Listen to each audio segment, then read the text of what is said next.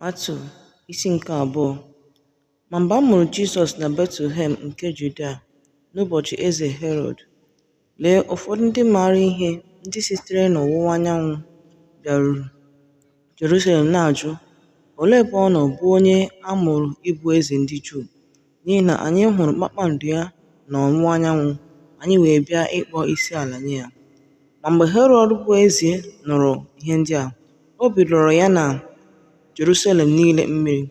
O wee mee ka ndị isi nchụaja na ndị odeakwụkwọ niile nke ndị Juu zukọọ. O wee jụọ ebe a ga-amụ Kraịst.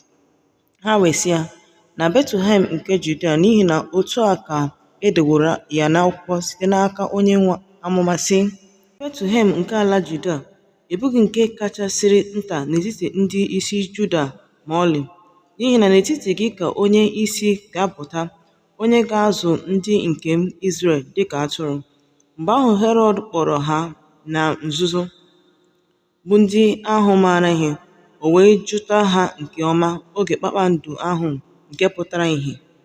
O wee ziga ha Betlehem, sị, gaanụ chọpụta nke ọma okwu banyere nwatakịrị ahụ, ma mgbe ọbụla unu ga-achọta ya, bịanụ kọọrọ m. Nwa wee jekwa kpọọ isi ala nye ya. Mgbe ha nụrụ okwu eze ahụ, ha wee gaa, ma lee, kpakpando ahụ nke ha hụrụ n'ọwụwa anyanwụ na-aga n'ihu ha, ruo mgbe ọ bịara guzo n'elu ebe nwatakịrị ahụ nọ. Mgbe ha hụrụ kpakpando ahụ, ha wee ṅụrịa oke ọṅụ nke ukwuu. Ha wee baa n'ime ụlọ, hụ nwatakịrị ahụ ya na Mary nne ya. Ha wee daa n'ala kpọọ isi ala nye ya.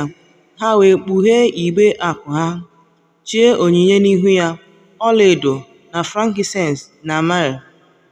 Ebe Chineke dụrụ ha ọdụ na nrọ ka ha ghara ịlaghachi jekwuru Herọd, ha wee wezụga onwe ha gaa ala ha site n'ụzọ ọzọ.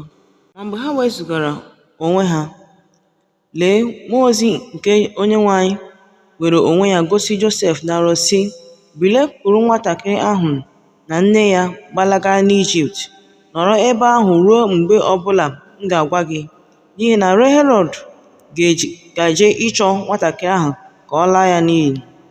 O wee bilie, kuru nwatakịrị ahụ na nne ya n'abalị, wezụga onwe ya gaa Ijipt. O wee ruo ebe ahụ ruo ọnwụ Herọd, ka okwu Onyenwe anyị kwuru site n'ọnụ onye amụma wee mezuo sị, site n'Ijipt ka m ga-akpọpụta nwa m. Mgbe Herọd hụrụ na ndị ahụ nke maara ihe mere ya ihe ọchị, ọnụma dị ya n'obi nke ukwuu. O wee ziga, wee gbuchasịa ụmụaka ndị ikom niile dị na Betlehem na n'oke ala ya niile, site na ndị gbara afọ 2 gbada, dịka oge ahụ nke ọ jụtara nke ọma n'ọnụ ndị ahụ maara ihe. E wee mezuo okwu nke e kwuru site n'ọnụ Jeremaya onye amụma sị, a nụrụ olu na Rema, ịkwa akwa na iru uju ukwuu. Rechel na-akwa ụmụ ya akwa, ọ chọghịkwa ka a kasie ya obi, n'ihi na ha adịghị. Ma mgbe Herọd nwụsịrị, lee, mmụọ ozi nke Onyenwe anyị were onwe ya gosi Josef na nrọ n'Ijipt, sị, bilie, kuru nwatakịrị ahụ na nne ya gaa ala Izrel, n'ihi na ndị na-achọ ndụ nwatakịrị ahụ anwụọla. O wee bilie, kuru nwatakịrị ahụ na nne ya jee ala Izrel.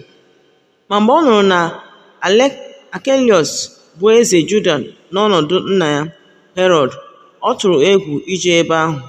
Ma ebe Chineke dụrụ ya ọdụ na nrọ, o wezụgara onwe ya gaa n'akụkụ Galili, wee bịa biri n'obodo a na-akpọ Nazaret, ka okwu e kwuru site n'ọnụ ndị amụma wee mezuo, na a ga-akpọ ya onye Nazaret.